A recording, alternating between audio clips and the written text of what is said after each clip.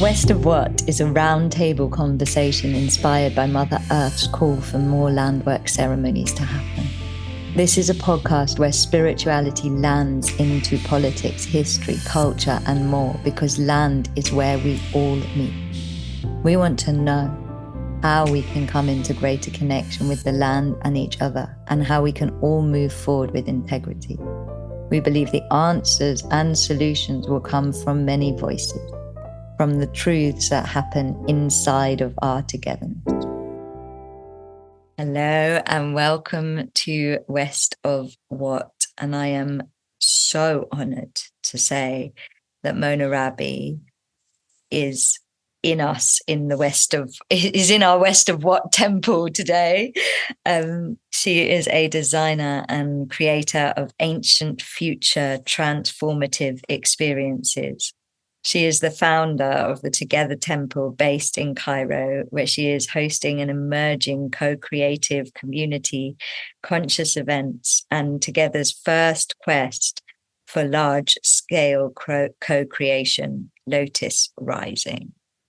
And I have had the privilege of being in the Together Temple twice, and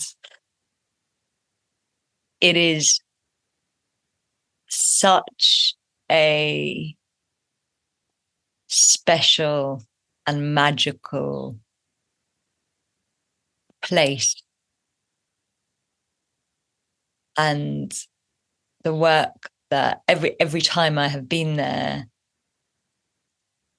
all I can say is that I come away inspired.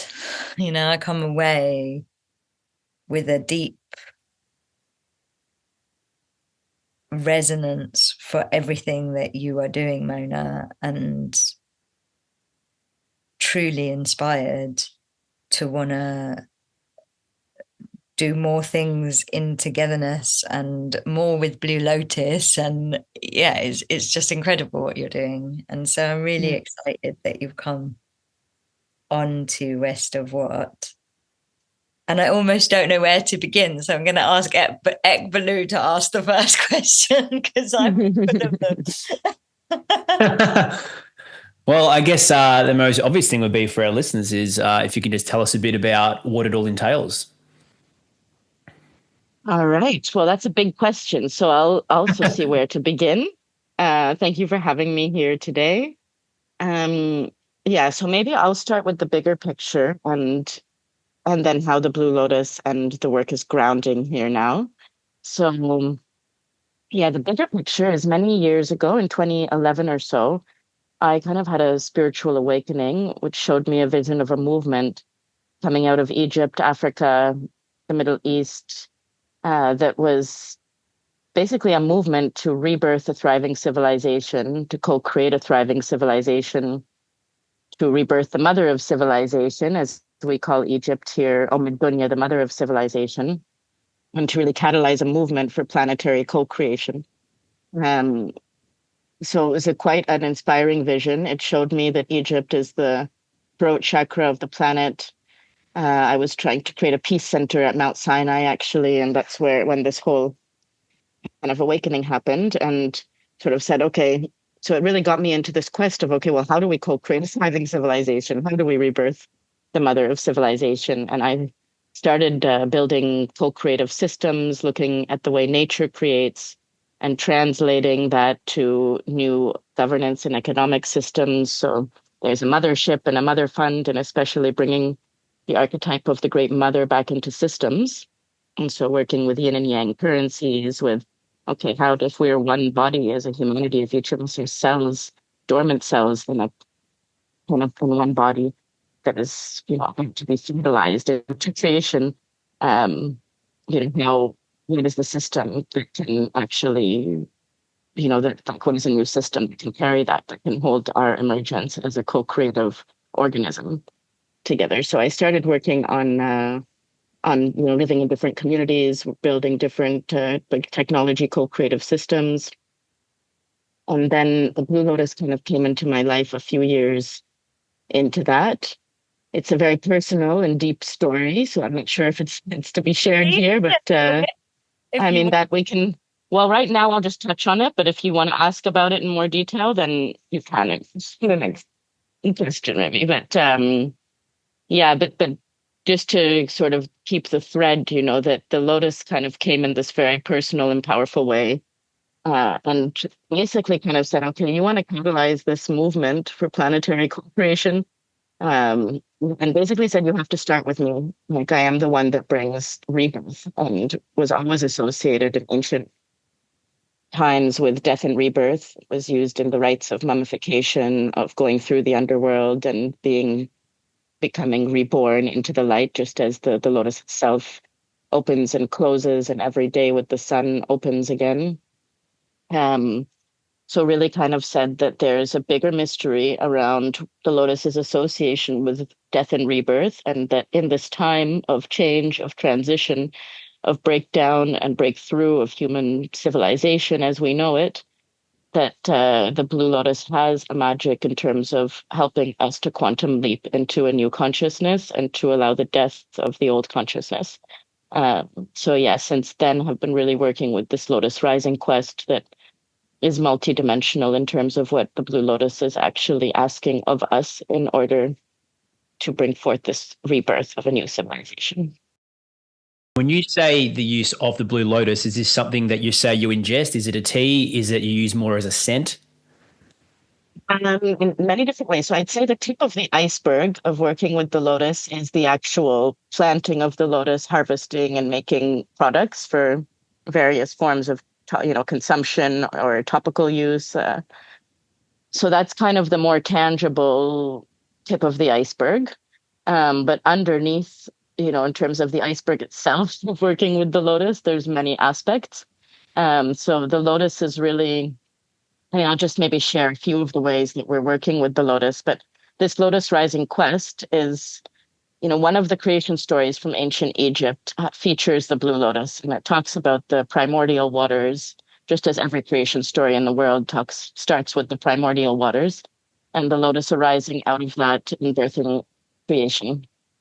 Um, so part of our work with the lotus is working with the physical waters. So we do work on how to bring rivers back to the desert in one of the driest countries in the world, here in Egypt, with cleaning the Nile as well. Those are the physical waters. We work also with the internal waters, so healing the inner emotional waters, you could say. So facilitating Lotus Rising collective dialogues on how do we rise from the mud on various topics, working with, some, the sort of challenges between masculine and feminine, or even Egypt has a very high rate of female genital mutilation. So working, how do we rise and heal from that? Different topics that we facilitate collective dialogues and social alchemy processes around for healing. And then there's the third part, which I talk about, which is the currency. So working with new currencies, actually. Is a different kind of, so say we work with these three currents when we work with the lotus, of the emotional currents, the physical currents of the water, and the currencies. So we design new currencies that the lotus has kind of given us initially around honor, respect, courage, compassion. So all kinds of gamified experiences where people can earn a lotus coin by doing quests connected to different values that connected to the embodiment of this new civilization. So we have like compassion quests, empathy quests. We've recently, I prototyped a water coin where people did different quests to purify the Nile or the water, internal and outer waters, and they get a water coin that they can use in a water shop. So this new, basically, way of working with currency, because the lotus is kind of like actually birthing a whole new system. And basically saying, the pace of destruction on the planet right now, with the systems that we can be so rapid, and that we need an equally viral and systemic way to heal and to transform and to rebirth. And so, currencies and systems for rising from the mud, for rewarding us to do the work, for finding the treasures inside the triggers, things like that, are, and then connected to that, we do have a land in Cairo where we are starting a heritage temple garden, connected to the Together Temple here. We are planting more Blue Lotus physically. in the Nile, and also exploring different types of uses. So that's again more on the tip of the iceberg in terms of, like the different types of medicinal food products, different ways to consume the lotus, different recipes for how she wants to be combined with other plants. There's still a mystery on how to unlock the full power of the blue lotus, and how was it actually used in ceremony in ancient times. There's different theories about what it was combined with, and so little by little, as that gets revealed, we experiment with that as well. So yeah, those are some of the aspects. This weekend, we're doing a ritual theater. We're hosting a ritual theater here in the Together Temple to co-create a ritual theater piece with the embodiment of the creation story of the Blue Lotus. It is aiming to be a type of fertility ritual, like reenacting this creation story with consciousness and invitation for the force of creation itself to descend and to come through all of this work that we're doing with the lotus, since the creation happens through us, you could say, but we are in surrender to a greater force. And I think that's an important part of what the lotus also has been kind of teaching, of how do we reconnect, how do we remember this lost language of Mother Earth, of how to invoke creation, how to invite fertilization from a mystery force to move through us. I have so many questions for you. And I think I'm trying to decide which one. The first one I want to ask actually is, you said that the Blue Lotus is a plant spirit that helps with the death and rebirth of consciousness. Mm-hmm. Obviously, there are many plants. The plant kingdom is absolutely helping humanity at the moment and is offering these great passage and plant medicine journeys to help with the death and rebirth of consciousness. But what's amazing to me is that most of the plants that you'd associate with the death and rebirth of consciousness, they're quite violent, like like you're throwing up, you're purging, like it's it's a big, and Blue Lotus is so gentle and so unforceful. And I just wonder if you have a view as to why she, like, what magic does she have that means she can help our consciousness die peacefully, rather than violently? Yeah, that's a good question. I think it's interesting because, it's all part of this mystery, right? That's one of the things. I don't have all the answers. I have a sensing of some of the answers. And that is one of the things that the Lotus has told me as well, is has a mycelium network in the mud and is here to help us rise together. And each of us may have a piece of the puzzle for this. But first of all, it's true that I would say all plant medicines facilitate some form of death and rebirth or healing. But there is something with the Blue Lotus that really has to do with the first time of creation itself. It has to do with, like, the first light, the first moment of creation, the invocation of this. So it's more fundamental to really this moment of death and rebirth itself. Like, it's not as much just like, of course, it on a fractal level, of course, it's helping us with letting old memories in the body. The oil, for example, that we make, we put it, just as they did with the mummies, on the body wherever there's tension being held, and it helps to move and allow those memories in a mysterious, and you're right, peaceful and mysterious way to die and be reborn. The lotus isn't always the most, generally is much more, I would say, gentle than other plant medicines. Although it's true that if people are very avoidant or really not willing to feel what they need to feel to process, the lotus can also be intense, can come through like nightmares, dreams, like intense dreams, the forcing one to feel what is uncomfortable, and what they need to feel. And I would say in a way the lotus is gentle, but also it's like does bring you to emotional depth with presence. So it can be challenging also, but it's true. It's not in like a psychedelic or an intensely violent way. And maybe that is because I feel the lotus is really connected to the rebirth of this mother of civilization archetype in the world that's so needed. I think you This say Egypt is the mother of civilization. in Egyptians call Egypt Dunya. So there's a very common way to call Egypt as an Egyptian. Dunya is an Arabic term that means the mother of the world.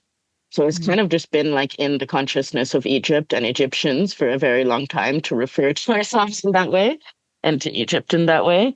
But I've learned that I mean, I won't go as far as I know that India, the Indians may say that they're Mother India, and I know there's different versions of this, but I do feel there's something very fundamental to the Nile Valley.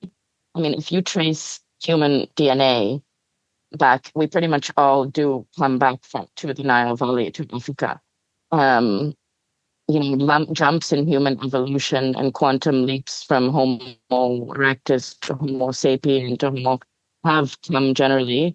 This quite, scientific consensus could say that has come out of this part of the world, the maybe further down in Africa, and then up through Egypt almost to the world. So it seems that Egypt is like a gateway from deep further south in Africa, and there is a meridian called the Nile Meridian that goes from the Sphinx right down from the cradle of civilization in South Africa up to the Sphinx. And this meridian, the ancient Egyptians referred to it as the first time, like when it was crossed, then basically creation began again and a jump in human evolution happened. And it appears that we're in this time of changing or crossing now. So, of course, I know that this may be other people may have different versions of this, but this is kind of what's been shown to me. And the same when I had this awakening at Mount Sinai, showing me it was the throat chakra of the planet and that creation happens with the word.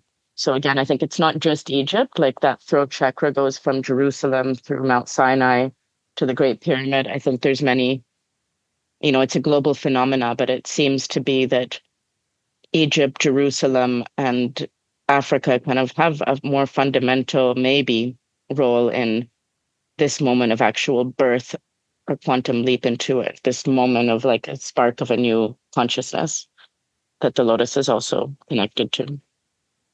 I get the same guidance from land. To me, Egypt and Palestine and Israel, they're all the same land, actually, from an energy point of view. And I was going to say, it is in the text that it begins with the word. It begins with even in our biology, our first sense to develop is our sense of sound. And so consciousness really does begin with sound. And so it does make sense that the beginning in the land is the throat chakra of the world. Yeah,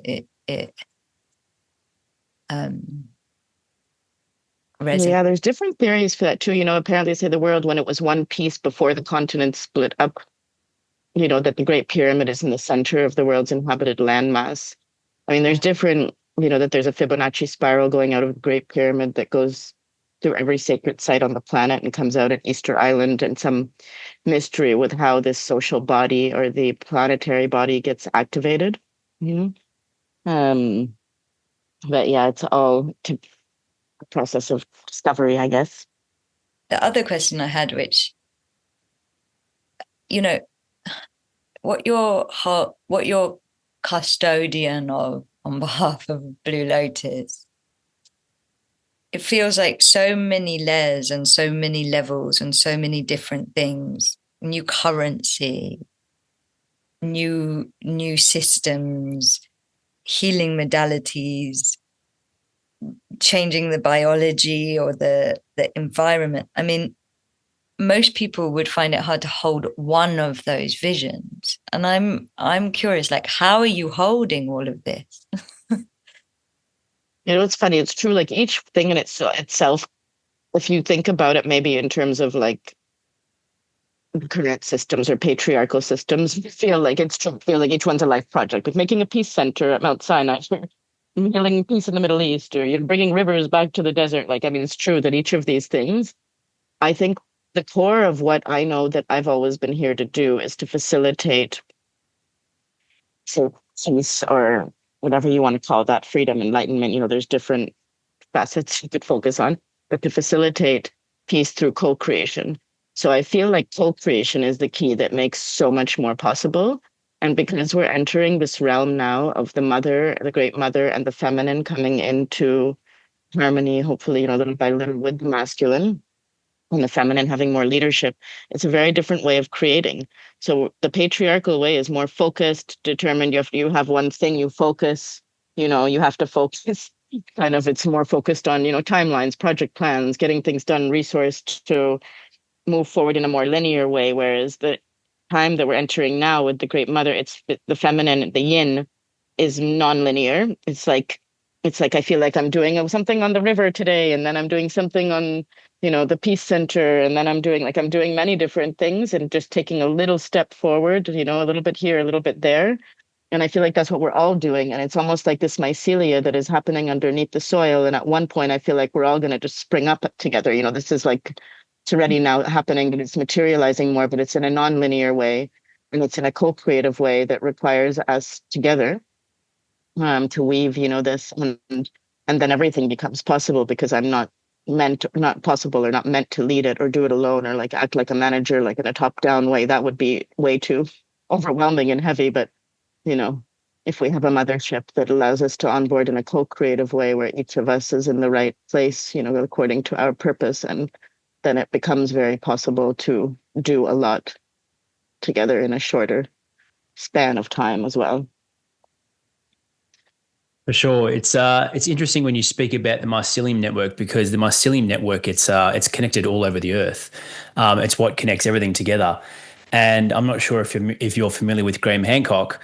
He's a researcher of ancient civilizations, and he's a firm believer that there was almost a light bulb that went off where humanity started to evolve in their consciousness, and he believes all civilizations had that through plant medicine. So it seems like there was definitely some message, from Gaia being passed through to all these sacred sites and all these cultures all around the world. And plant medicines is more or less what took humanity from what is perceived as, I guess, Neanderthals to an evolved consciousness. So it is interesting to hear that is still the belief of how things were done even in Egypt. So it does seem like a similar pattern rhyming around the world. Mm-hmm. Yeah, it's interesting. There's a mystery for sure also with fungi and the Blue Lotus. It's been shown there's many hieroglyphs in the temple walls in Egypt where the mushrooms and the lotus are portrayed together. And I've had sort of many signs and synchronicities and begun to explore this more deeply with the Fungi Association here in Egypt as well, because the lotus also has this mycelia network similar to mushrooms. And in my experience, there's something, maybe it's even more fundamental to the lotus and mushrooms together, maybe possibly with a couple of other plants, but there appears to be like something very fundamental to our ability to cross this gap now that has to do with the ability to do social alchemy, for us to actually harness our collective power of healing together. I really don't think we can do it alone, and I don't think we can do it without social alchemy systems that really enable us to be mirrors for each other. Like there's so much information right now that we perceive in each other, like even shadows, superpowers, gifts, and we just don't have the system or the invitation to give and receive this feedback in an optimal way. I'd say it's like one of the biggest untapped resources on the planet. Like if we could take everything all this gossip or all this stuff people talk about or all the things people notice in each other and actually harness it for our collective evolution, rather than trying to figure out our shadows. We'll figure things out by stumbling through life, So I feel like the lotus and mushrooms, there's something in their mycelium intelligence that enables us to do that, supports us in doing this relational healing on a collective level as well. And that makes it then possible, I think, to quantum leap if we can really tap into that possibility. With the mushrooms, I mean, there is no doubt that some of these plant medicines, they were put here for a reason. And mushrooms, above all, they really are a teacher. And I think, with the connection it has to mycelium and literally Earth's history for billions of years, when you are ingesting that mushroom or that plant medicine that's connected to that mycelium network, you are getting the teachings of all time. And one thing I've noticed about mushrooms is you can give that to someone who's completely asleep, and through one trip, they can have a full awakening. And it has to be here for a reason. And obviously there's been a lot of cultures throughout history who have revolved their cultures and teachings and ceremonies around these plant medicines. So it's unfortunate that in some cultures it's considered a Class A drug. And as far as I know, mainly only good things can come out of it. But it is a very, very powerful tool, and I think it really helps humans ascend. Interesting theory from my guide that the plant kingdom's lens, when they created humanity, when they designed humanity, we were designed out of their systems, and that our nervous system actually is like the mycelium is the ancestor of our nervous system. And Interesting. That's awesome. And that, if you think of our evolution, the more shadow work and collective work I'm doing, the more I understand that where the work needs to happen is in our nervous system. Mm-hmm. Well, in a way, the mycelium is the creational intelligence of the earth, right? And in a way, it feels like our nervous system almost has to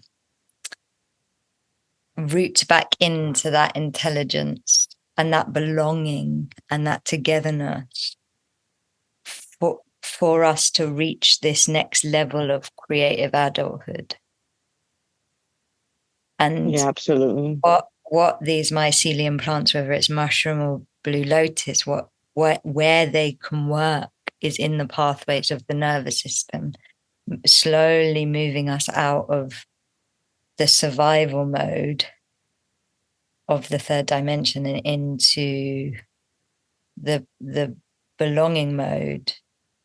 And in terms of our collective responsibility, one of the pieces of guidance I had through was that, if you consider our nervous system as part of the mycelium network of the planet, and therefore a resonance creator of the planet, every time our nervous system is in distress, we're also distressing the mycelium networks and creating that resonance of distress in the planet. And so part of our vibrational activism is to come back into this relationship of actually we are family with the mycelium network. And I feel like Blue Lotus and mushrooms both help create the pathways of that. And I also wonder what healing would happen if more of us thought in that way. We're talking about the throat chakra of the world, the land that is the land of the golden thread. And look what's happening to the nervous systems of the people on that land.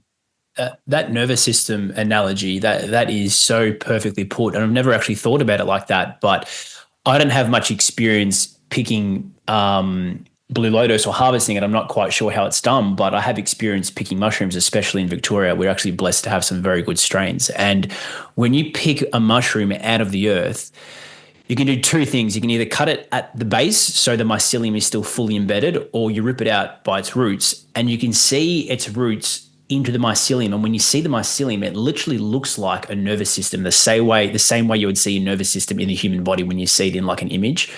So that really is, even on a physical sense, that seems like the perfect analogy for it. Yeah, for sure. I think it the similar lotus as well. It's got quite an extensive root network and rhizome network under the soil, with Amazing. rhizomes, mother rhizomes, like a hub network, and speaks, I think both speak to the wisdom that there's a lot going on under the surface in the darkness, you could say, and sometimes we still feel in the dark when it comes to our own healing processes, but there's so much life teeming underneath, and there's so many neural connections being made within and between us. And, I feel like it's also like just on a more human level that we need to be vulnerable with each other, with our shadows, with the darkness, with our struggles, with how do we rise out of how do we rise out of the darkness, whether it's our personal or collective. And that we need, we're all connected underneath, even if on the surface we are up here as a separate lotuses or separate mushrooms. And that connection and nourishment of each other in the soil and the darkness is crucial to us each rising into our individual potential. Yeah, it is incredible how well James Cameron depicted this with the awa tree in Avatar. That awa tree, it's like that perfect representation of mycelium and the connection to everything, and how the Navi, how they connect into the awa tree, and you are connecting into Gaia and all of its knowledge. It is just so perfectly demonstrated for humans to see at a large commercial scale. Mm-hmm. I'm curious to ask about something you said earlier, which is some of the work you're doing is about turning the desert green, right? Yeah, starting with water first, but yes, I would say, yeah. One of the things that was guided about the land work that I do was that various channels were saying that a soul family group were going to gather in Egypt and combine spirituality and permaculture and technology and turn the desert green. So that is guidance that's come through spirit. And, then another friend was telling me, like, it's actually in the Quran that the desert is going to turn green. And I wonder, why is it important to turn the desert green? Like, what does that mean for the world? Does it mean that the mother, the creational mother, is risen again? Why is it something that seems so important that it's in New Age channeling and ancient religious texts? Like, do you have any view on? There's this interesting connection. I find it very interesting that Egypt actually, despite it being one of the driest countries in the world, like it's 95% desert, 5% of the population's living on, or 95% of the population's living on 5% of the land right next to the Nile. It has a huge amount of water underneath the desert in the underground aquifers. It has actually almost one of the biggest amounts of water in Africa and other places. And it's really interesting because there's this connection for me with the Great Mother and water returning. And I've seen it everywhere in the Holy Lands, that there used to be systems of flow, and, that they really knew how to flow the water, the floods of the Nile, and to use that water and to flow it into pathways that it was green here. You can see very clearly it was like an ocean, like the desert was full of water. And so it seems to me there's something with the feminine and with the Great Mother. And when the reverence for this was lost, it took the water with it. And so it's really interesting, like there was a man that came, part of the work we've been doing is connected to the work of Dr. Rajendra Singh, who is known as the Waterman of India. He's brought like more than 10,000 kilometers of desert back to the rivers of Rajasthan. And we brought him here to Egypt and to the throat chakra land in St. Catherine, where we want to make the Peace Center. And it was the same day that there was an event called the Call of the Mothers, and 1,000 mothers were called to the top of Mount Sinai to bring the feminine back into where you could say the patriarchy or Moses and the laws was seated, to bring this feminine frequency. It was the same day that this waterman came to the base of the land, base of Mount Sinai at the Peace Center land to explore how we can bring the rivers back to that land. So there's some mystery, of course, with water and creation. Water is the first step to greening the desert, and I think the greening of the desert is it's like reflective of life regenerating, right? And even Osiris from ancient Egypt was portrayed as a green man, and it stood for that mystery of resurrection, right? It's like this mysteries of life, death, and resurrection and rebirth that comes through the greening in a more tangible way.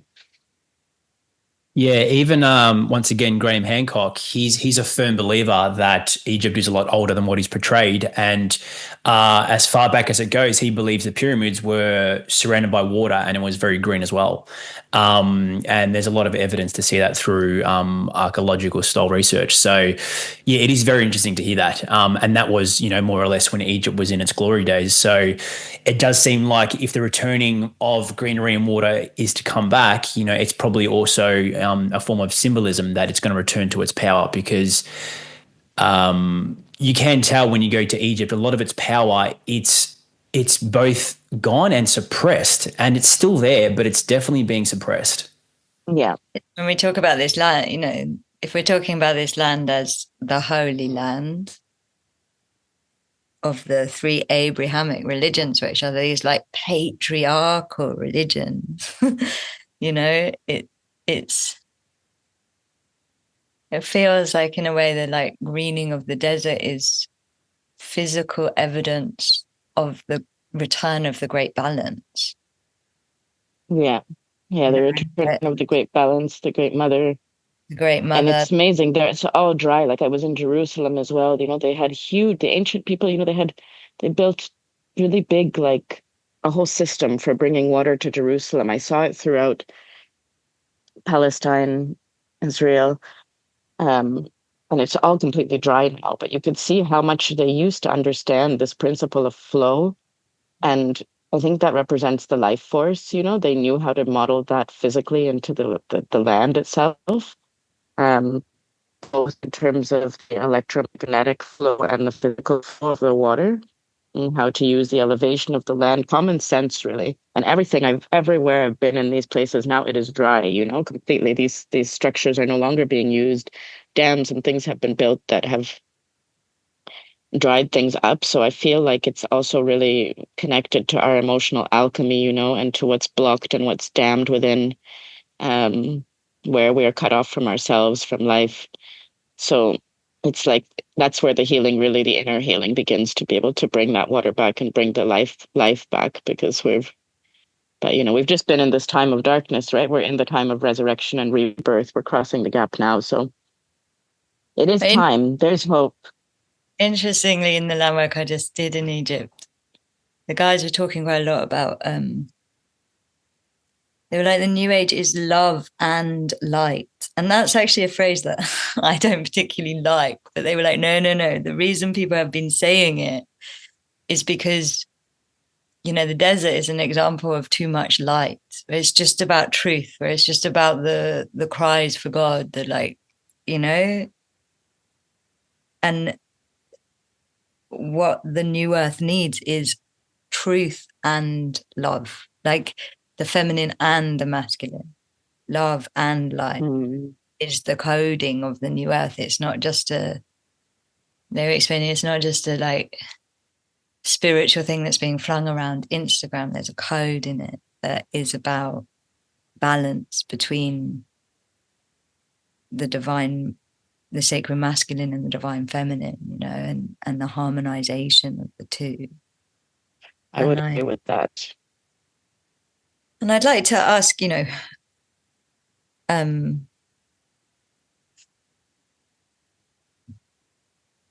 because all of your work seems to be about togetherness. One of the reasons we're doing this podcast is because lots of people are obviously being called to become guardians of lands that are not their motherland. Like they're being called, women are being called to go gather on Mount Sinai. Like people are being called to cross borders, essentially. And And I just wondered what your view on that is, because I've met part of the reason that this podcast is happening is I've met different viewpoints on it. Of some people think that land should only be done by the people of the land. Mm-hmm. Yeah, it's a big question. You know, the message I'm getting is that Mother Earth wants more people to come into ceremony with the land beyond borders. But part of the reason we're doing this podcast is to invite many voices into togetherness about how do we do this then? You know, like how do we do this in integrity and in respect for the cultures and the guardians that are there? How do we do this together, you know? It's such an important question and exploration. It's interesting. The Lotus has really been initiating me into this question as well. I think there is something of a right relationship, which we're still discovering, that is, you know, things that is emergent from the land, the custodians of the land, the kind of indigenous people, whether they are now who lives there or who has been there for the past generations or further back. And there's a global phenomena for sure.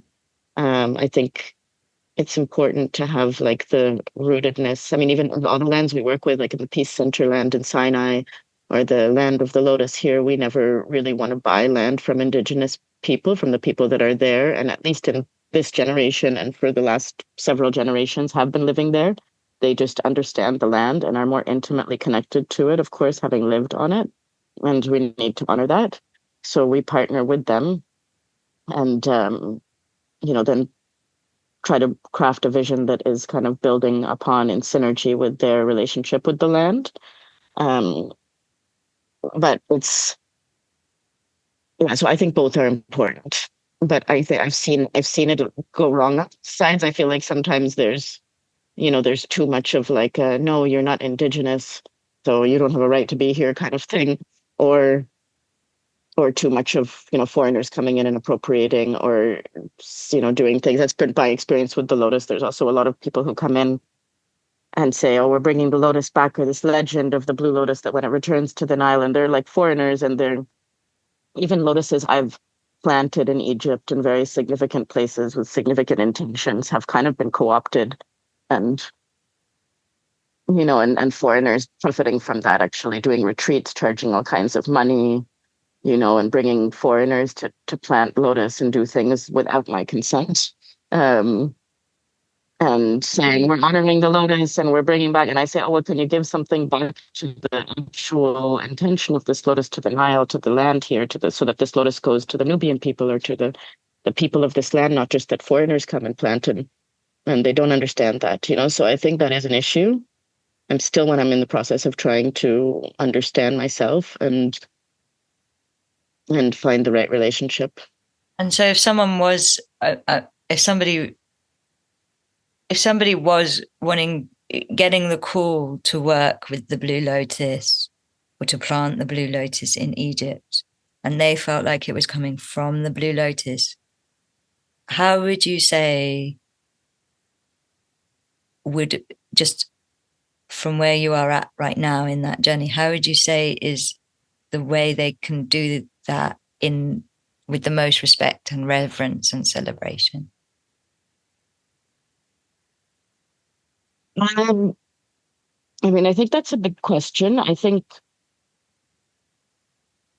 that I think there is a way of doing that in a way that, I mean, I guess everybody maybe has a different guidance from different aspects of the Lotus. So I don't want to I can't really judge enough or speak on behalf of other people.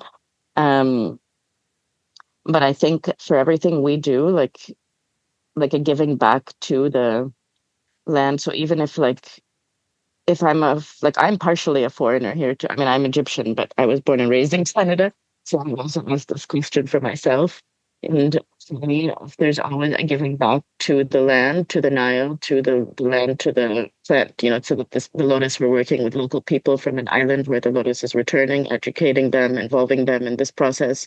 So if there's really partnership between the foreigner, and giving back to the land and to the people that are indigenous for the last generations, involving them in the process, I think that is really important. So that it's like the relationship with the land and also the relationship with the specific purpose and function of the plant that they're working with. Like if it's the lotus, it's very connected to healing the water, the emotional aspect, female genital mutilation, sexual emotional processes, So I think, for any product we sell, there's always like a giving back to the deeper roots of those things as well, for the people that are also of the land. I mean, like Egypt has, like, I don't think you can. It's interesting. Like, even when it comes to sexuality, there's often a lot of foreigners who come in that are much more liberal, and they try to do things here. I've seen it happen so many times. They do kind of sensuality or different types of workshops. But if it is disconnected from what the local people and the land need, like Egypt has one of the highest rates of female genital mutilation in the world. Both the woman, the people, and the land is very sexually traumatized. And if you don't sort of start from where people are at, like there really does need to be a meeting of the two. I don't know. It's a lot of the work I do with the temple when foreigners come in wanting to do workshops and do work here is I think we need the wisdom. I think we need people that are more, open, or we need this balance from, say, the West as well.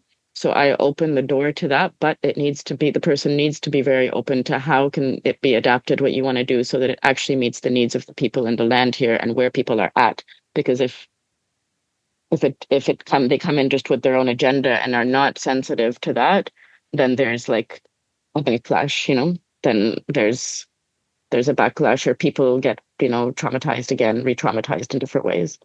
So I'm quite fiercely protective of that, actually, in terms of helping the foreigners that come in. As somebody who does bridge East and West myself, having been born in the West, but being 100% Egyptian blood and all of my family being here, I really try to play to bridge because I think we need both, but they need to meet. And so do you facilitate spaces where they meet? I do. I mean, naturally, we do that a lot in the temple. And I've been also,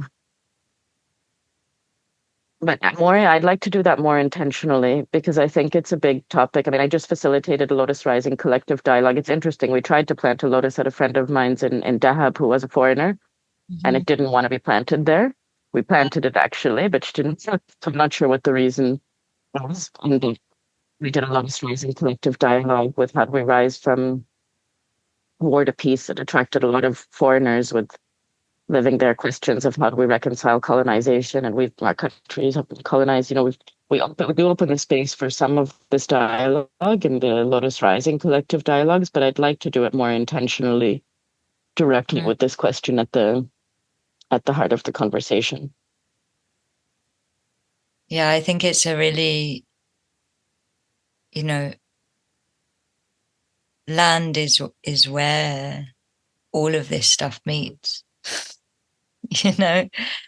And I think it's if you're doing any work that's about regenerating the land or recoding the land or rebirthing the land, you can't do this work without asking these questions. Yeah,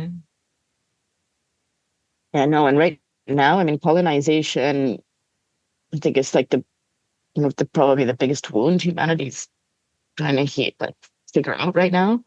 And it's full of all kind of questions that we don't really know. I don't know that there is an exact answer to, I mean, part of my exploration, like I'm on one side, I'm born and raised in Canada. My parents immigrated there, and you could say that, they're part of the colonizers of, people who colonized Canada. I'm not indigenous to Canada. I'm like, what is my relationship with Canada, with being Canadian, and how do I relate to that? And I think it's a lot of questions that people are asking that we don't have all the answers to right now. I wonder too, I mean, the ancient Egyptian people, the indigenous people of this land are actually not in Egypt right now, mainly. They're dispersed throughout Africa. the Kemetic people that still speak the language and live by the traditions and the calendars and the oracles and have the knowledge intact that was never lost, I would say they're not even here right now. None of them, pretty much. At least so but then you get into also dangerous questions. It's like, well, a bunch of Africans tried to do a conference of saying reclaiming the motherland, and Kemetic, they tried to say, what was it called, back to the source or something, of bringing Kemetic people from America, from different places, back to Egypt. And there was a huge backlash from Egyptians saying, where are the Egyptian people and who are you? And you're not, they kicked them out, they canceled the conference. And I feel like, in general, there has to be an honoring and an acknowledgement of both of the different, like the people that live there now, the people that are there now, and the humanity of the people that are there now, and also the ancestral ties, Um, but it's very slippery slope and tricky, as you can see with what's happening in Israel, Palestine now, this claim of, oh, we're the indigenous people, so we have the right, I mean, both have the right in some capacity, perhaps.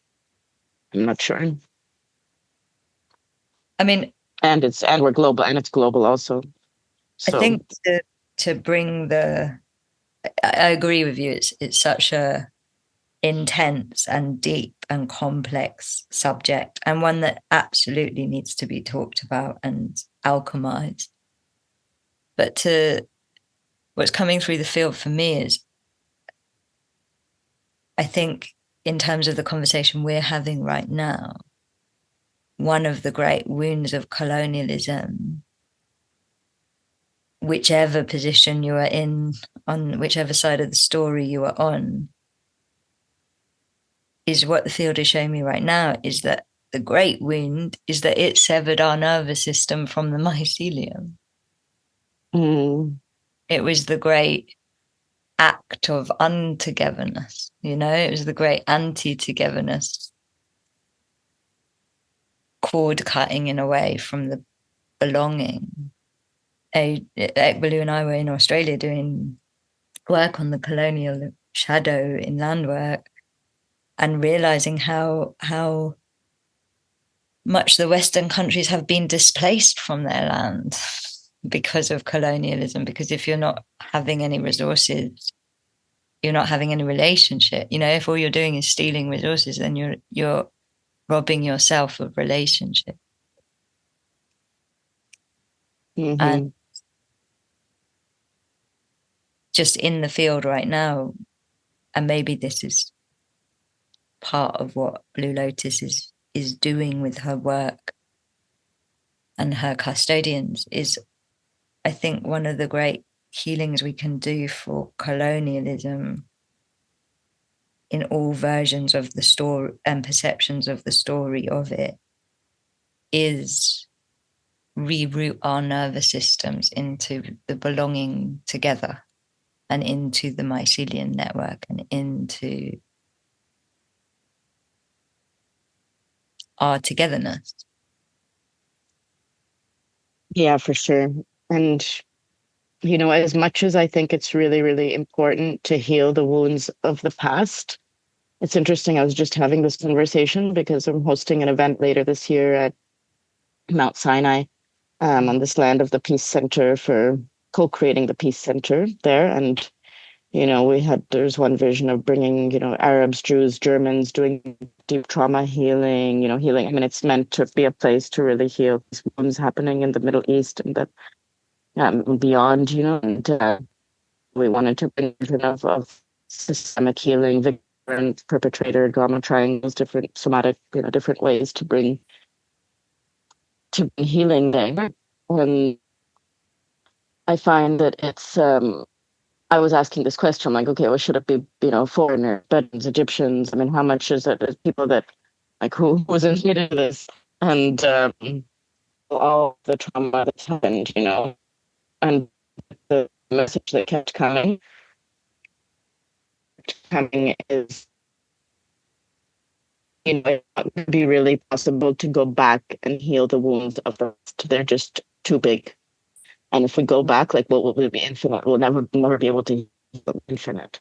So we have to focus on this embodiment of togetherness now, of becoming like a co-creative kind of seed in harmony of the world that we want to live in, knowing that there is wounds of colonization, who belongs to the land, whose role is to do what, who is steward what, and knowing that the questions will come up, knowing yours will come up, knowing that these wounds of the past will resurface, they will get triggered, and co-creative process in the present, and being willing and having the capacity to heal them now, but not trying to do that by focusing primarily on going back. It will come up, but we need to be a moment of togetherness and setting the intention to be in right relationship with each other and with the earth, and letting that be revealed, and whatever triggers come up, letting them be, the X that marks the spot for the treasure that, shows us what is the way. And I think there is treasure in our togetherness. I think there's something Sinai taught me actually was that there is a truth that happens inside of our togetherness, and it doesn't happen when we're not together. It's like a golden thread or a frequency of truth that can only occur when we are together. Yeah, for sure. Together is an interesting phenomenon. We need to be together and actually systemically together. Acting as one body and having the systems that reward actually act as one, and recognize we're not separate. We're cells in body, our organizations, our organs in one body. We're not competitive. It's absurd. We're still really learning togetherness. We have been so rooted in separation for so long. And it's interesting, my name, Mona, actually in Greek, it means one or unity, like monotheism, mono, and together, kind of, and it also means alone in Sanskrit, or it has this, and I think that's one of the things I've really been learning, is how much we can only be together out there when we are together in here, and how to, remembering the parts of ourselves and actually being sovereign in some way alone enables us to be together. So it's also an interesting mystery and dance of this togetherness. The dance of sovereignty and oneness. Mm-hmm. I'd like to ask, I know we've gone in so many mycelium directions, but I'd love to ask a bit about the currency. Like, how is that helping the togetherness and sovereignty as well? This currency is amazing. Currency is like, well, it's also what you could say a nervous system, a kind of, it's network, right? But that connects us, that connects the social body. Currency is part of the nervous system. Oh my goodness! It's part of the nervous system of of our social body as a planet, because it's what's actually rewarding us to. It's what's creating interaction between us, and it's creating right now, unfortunately, interaction based on values of extraction and destruction, and for every dollar that we're spending, is actually the thing that we're valuing is the weapons industry, is the biggest industry. So like creating weapons to kill other people.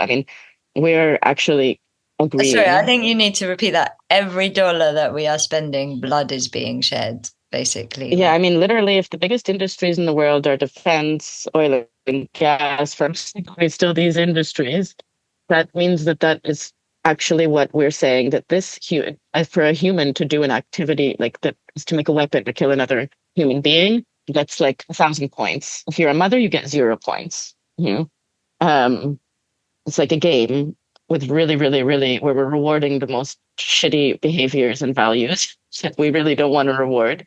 And we're all participating in this with every dollar we spend still, because we're still part of this. And it's a social agreement that we're agreeing to, and it's rooted, of course, in competition, separation, win-lose, scarcity, that there's not enough, we have to compete.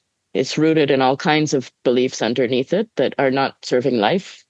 And it's one of, for me, the most important social acupuncture points, you could call it, is designing a system where the currency is mirroring the life force of creation itself, and where it is aligned with the values that we actually want to see embodied in the world. So which currents, I mean, that's part of, so it's like the invisible architecture of the social connections between us.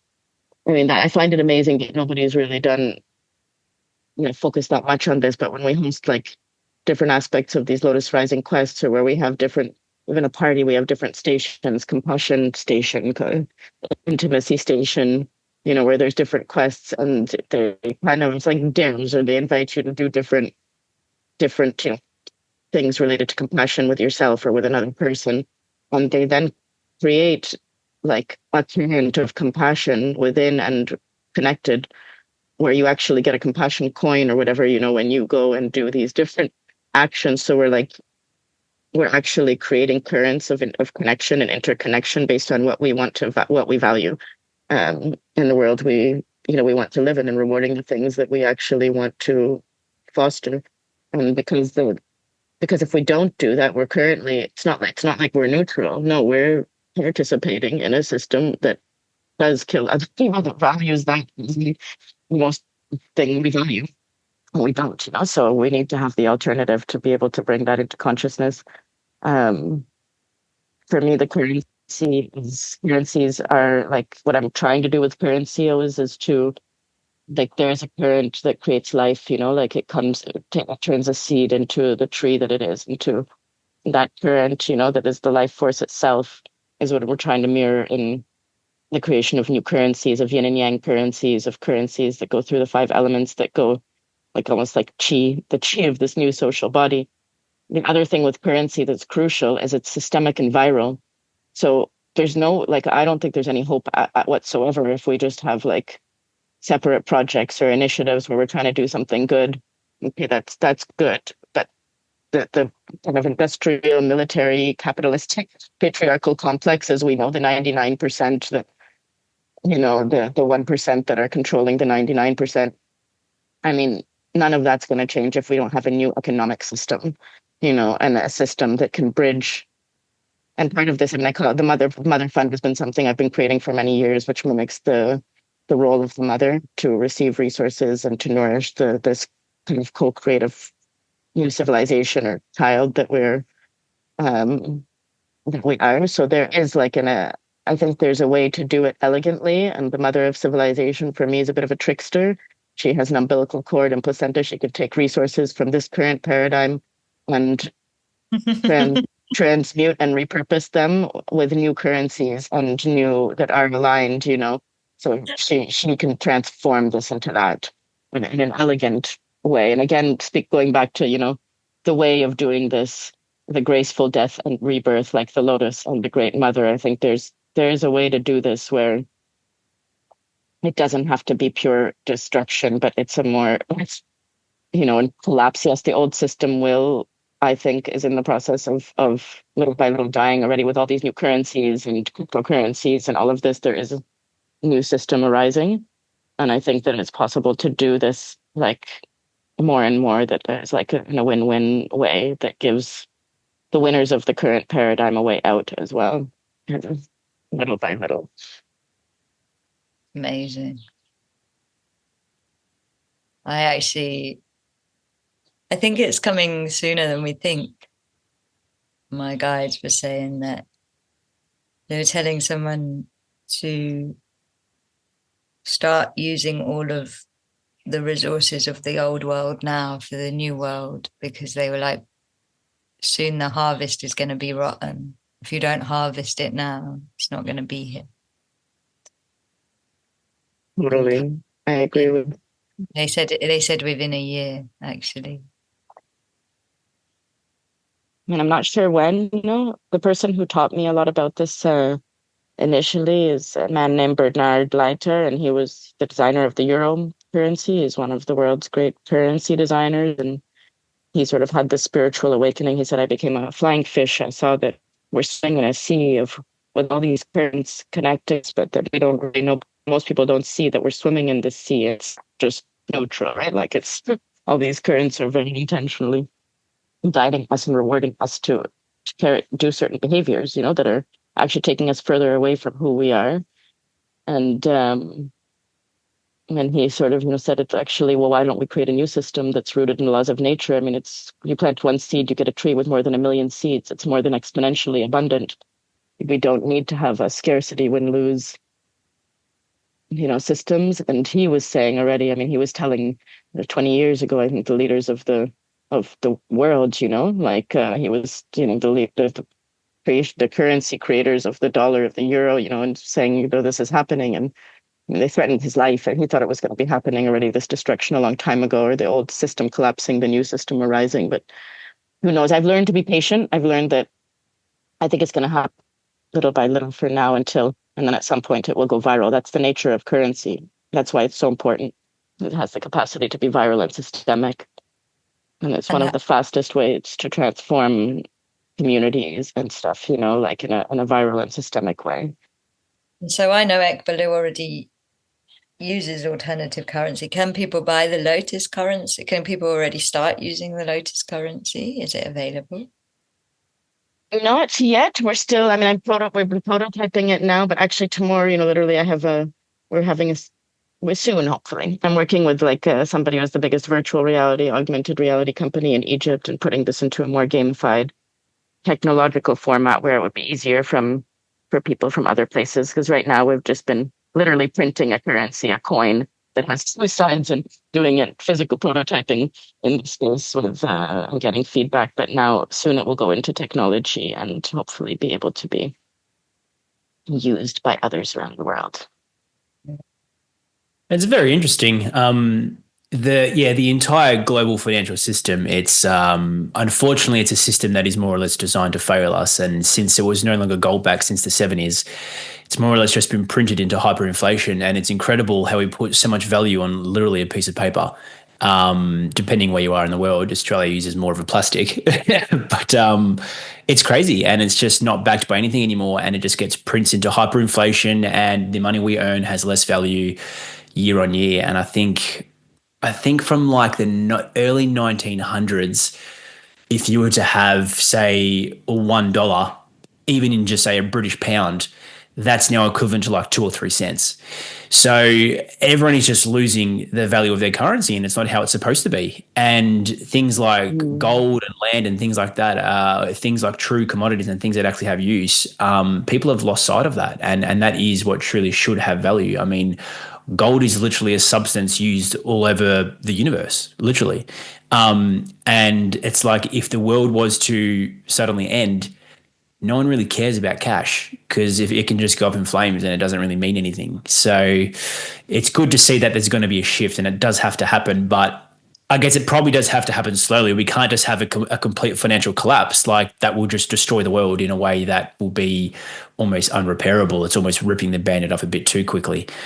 But yeah, exciting to see what that new future holds, because the system is flawed, and I think cryptocurrency was a new direction, and it was decentralized, but that now has become so manipulated as well. It's just almost becoming the same as anything else. And I'm not sure what the solution is, and hopefully something like this. Yeah, I mean, it's not cryptocurrency in itself. I would say it's again the intention. That's why I would say still, I would like to see currencies that are backed by gold, but also the alchemical gold within, that are really understanding. And again, it's like what the ancient people knew, that are orienting our civilization towards enlightenment, as whatever you want to call that. There's different ways, but that are, and backed by the various it's like that are backed by integrity. And that's why now that's what I find it exciting to prototype with this, because even now if I have Lotus products now, I'm playing with the idea of which value I want to support. I'm going to put my Lotus products in the honesty shop and in the compassion shop. So if somebody does honesty quest, that they can Lotus product, what am I backing? How am I backing the values? And I think it's going to be exciting. I think we're on the brink of having actually quite a diverse marketplace of different values, where people have the choice to give their gifts and back which values they want to see, and that there will be real rewards for, that you can get your needs met also, and through the embodiment of the things you really care about. So that we can flow with the currents of life and not against them and try to swim upstream as we are now. I love this concept that money could, a friend of mine was saying to me yesterday, he was like, compassion is what differentiates humans from nature. And he wasn't saying that nature isn't compassionate, because obviously Blue Lotus, but there's a brutality in nature. And I think he was saying that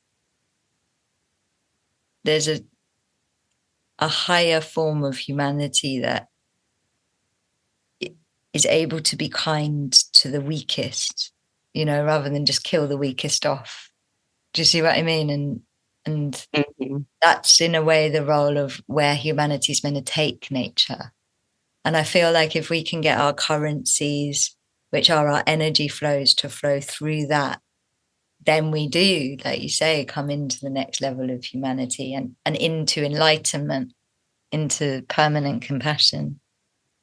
It's true. Your work is truly amazing. I'm probably not going to say this right, but in Egypt, I learned a phrase. Albek Obiod means you have a white heart. And you really do have a white heart. Like, it's truly amazing. I'm so grateful for your existence and the custodianship of these incredibly important projects. Thank you for everything you're doing. It's really amazing. Thank you. Thank you for this very nourishing conversation and opportunity to share. Yeah, really. Profound as well, though, the questions you're asking, which I say all the quests come out of questions. I think we're in an infinite unfoldment with this question at the heart. How do we live in love? How do we live in a civilization rooted and embodying love? And it is an ongoing quest. So thank you for your powerful questions. And I have two more powerful questions. They're quick questions. One is like, how, if people want to get involved or be part of your projects, how do they find you? So right now, the best way to find us is on Instagram at together_temple. We will have a website soon that we're working on and other ways to connect. You can also email community@togethertemple.life. If anybody has any questions or wants to support the Lotus Rising Quest in any way, then those are the two best ways currently. And who should we have on this show next? It's a good question.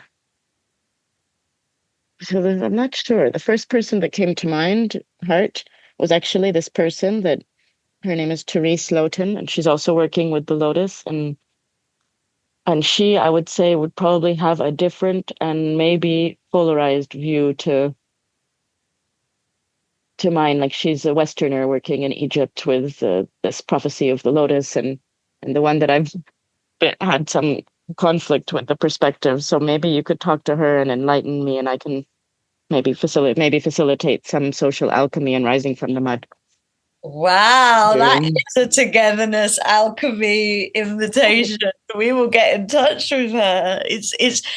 You really understand Western work, because that's what the intention of this podcast is to bring all of the voices that are challenging each other into the same space and see what truths we can find. So thank you so much. Yeah, we should have a separate conversation about that, because maybe you can really help with this. Let's see, maybe we start with that. There's so much I want to talk to you about. I feel like our paths are meant to mycelium and overlap. I'm so excited. Very nice to meet you as well. Ekbalu?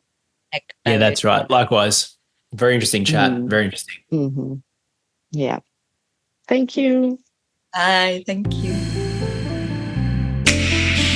If today's episode touched your heart and you want to come into greater relationship with Mother Earth, visit landtantra.com and get involved. Your truth is part of this conversation, and we would love you to reach out on socials and let us know how it landed. And if it really inspired you, we hope you share it with others. Let's add more wow to our world.